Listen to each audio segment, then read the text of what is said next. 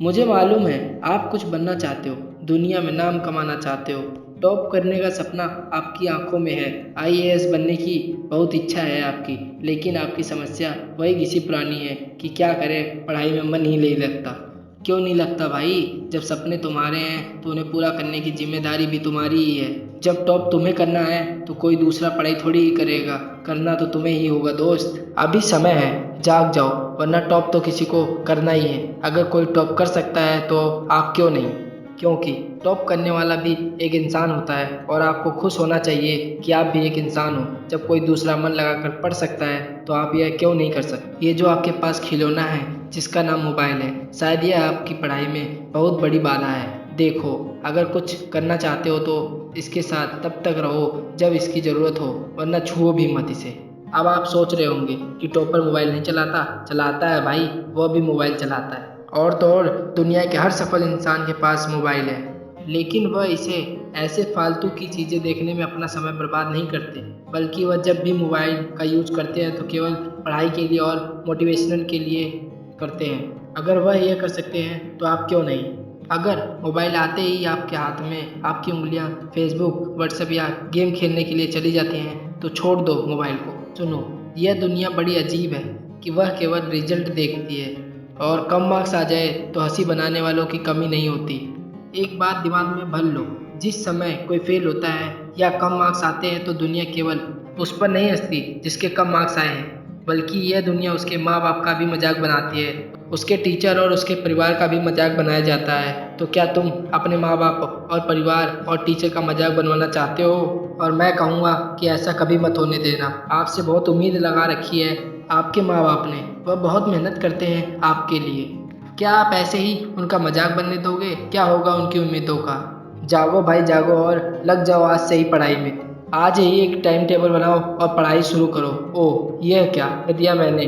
Time table का नाम ले लिया? वो तो आप इस साल कम से कम 10 बार बना चुके हो और हमेशा सोचते हो कि इसे कल से फॉलो करूँगा, सोमवार से पढ़ाई शुरू करूँगा और 1 तारीख से पढ़ाई शुरू करूँगा। लेकिन पढ़ने का समय और उस टाइम टेबल को फॉलो करने का समय कभी नहीं आया। आखिर क्या सोच रखा है तुमने?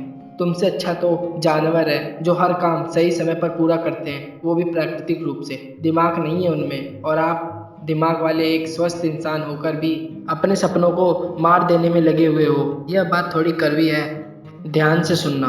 अगर आपने यह सोच रखा है कि तुम्हारे बाप के पास पैसा बहुत है तो भाई, अगर तुम असफल हो गए तो तुम्हारी ज़िंदगी उन पैसों से कट जाएगी जो तुम्हारे बाप ने कमाए हैं। लेकिन दुनिया मजाक के साथ यह कहेगी कि देखो, यह वह व्यक्ति है जो ज़िंदगी में कुछ ना कर सका और अपने बाप के पैसे से ज़िंदगी जी रहा है। मेरे हिसाब से धिक्कार है ऐसे व्यक्ति पर जो भविष्य में ऐसा शब्द सुनेगा। और हाँ, अगर काट भी ली अपनी ज़िंदगी बाप के पैसों से, खर्च भी कर दिए उनके सब पैसे, तो अपने बच्चों को क्या देकर जाओगे इस दुनिया से?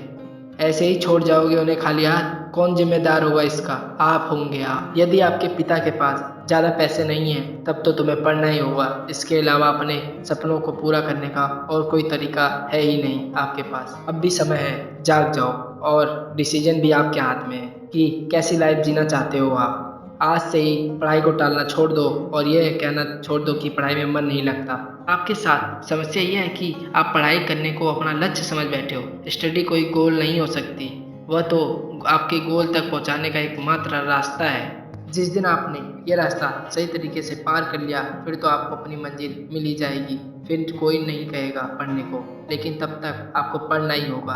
अपने सपनों के खातिर पढ़ो, अपने माँ बाप के लिए पढ़ो, अपनी इज्जत के खातिर पढ़ो, उसकी वजह से पढ़ो जिसको तुम चाहते हो, जिससे तुम प्यार करते हो और जिसको जीवन साथी बनाने का तुम सपना देख रहे हो। नहीं पढ़ोगे तो उसको खुशियाँ कैसे दोगे? वो लड़की या लड़का जो तुमसे कह गया कि तुमसे जीवन में कुछ ना हो पाएगा, कम से कम उसको तो जवाब दो और पढ़कर दिखाओ कि आप वह सब कुछ कर सकते हो जो आप ठान लेते हो। कुछ ना हो तो अपने दुश्मन के लिए पढ़ो जो आपको जीवन में नीचा देखना चाहता है। आप पढ़ो और उसको मुंह तोड़ जवाब दो। आप पढ़ो, वरना बाद में जब असफल हो गए तो किस्मत को दोष मत देना, ईश्वर को दोष मत देना। पढ़ना शुरू तो करो, आपका मन जरूर लग जाएगा। अगर समस्या आए तो समय समय पर मोटिवेशन लेते रहना, क्योंकि पढ़ाई के लिए मोटिवेशन बहुत ज़रूरी है। ये सपने पूरे करने का समय है, पढ़ाई कैसे की जाए ये सोचने का नहीं। यह पढ़ने का समय है, जाओ और अभी से पढ़ो, और जाते जाते ये लाइनें भी सुनते जाना। लहरों की डर से नौका पार नहीं होती, कोशिश करने वालों की कभी हार नहीं होती। असफलता एक चुनौती है, स्वीकार करो। क्या कमी रह गई देखो और सुधार करो। जब तक सफल ना हो तो और चैन को त्याग दो तुम। संघर्ष का मैदान छोड़कर मत भागो तुम। कुछ किए बिना जय जयकार नहीं होती और कोशिश करने वालों की कभी हार नहीं होती।